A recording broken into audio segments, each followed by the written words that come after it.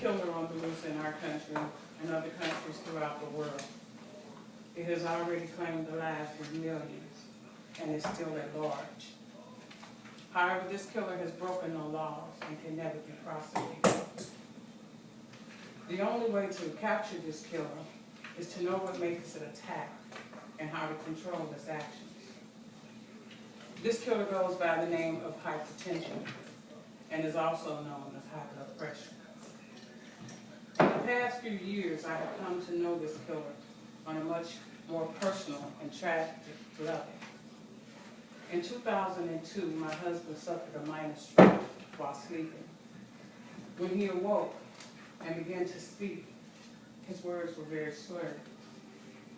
Had I known the symptoms of a stroke, I would have responded in a much more timelier manner. I learned a very important lesson that day. Knowing how to respond when faced with a medical emergency can make the difference between life and death.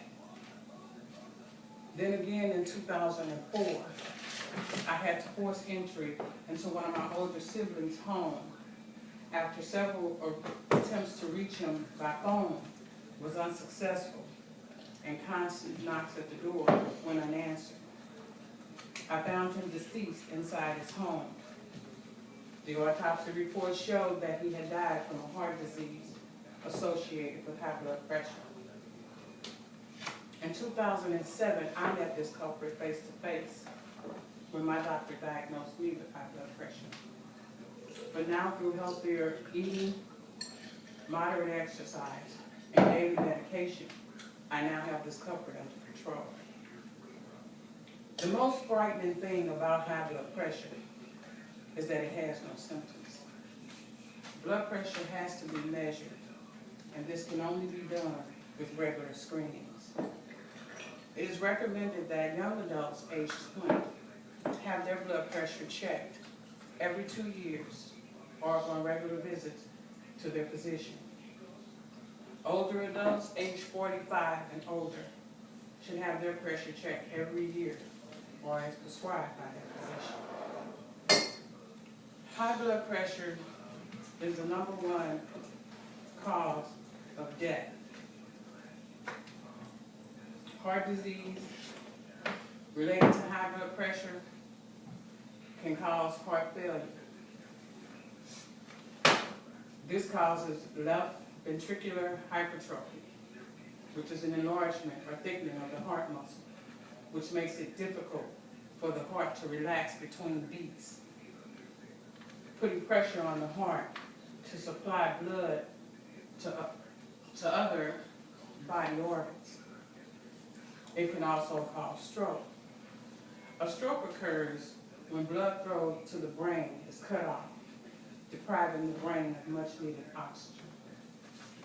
There are 2 major stroke types related to high blood pressure. Ischemic stroke, which occurs when clots form in the blood vessels of the brain or in other parts of the body with blood vessels that lead to the brain. The hemorrhagic stroke occurs when blood vessels in the brain burst or rupture, causing blood to seep into brain tissue, damaging blood cells. I encourage you to know the symptoms of a stroke. If you or any of your family members should ever experience numbness or weakness in the face, blurred or decreased vision in one or both eyes, severe headaches with vomiting and nausea, I encourage you to dial 911 immediately. Your response time could mean life or death. Making your health a top priority with healthy eating and exercise, moderate exercises, and regular visits to your physician could prolong your life.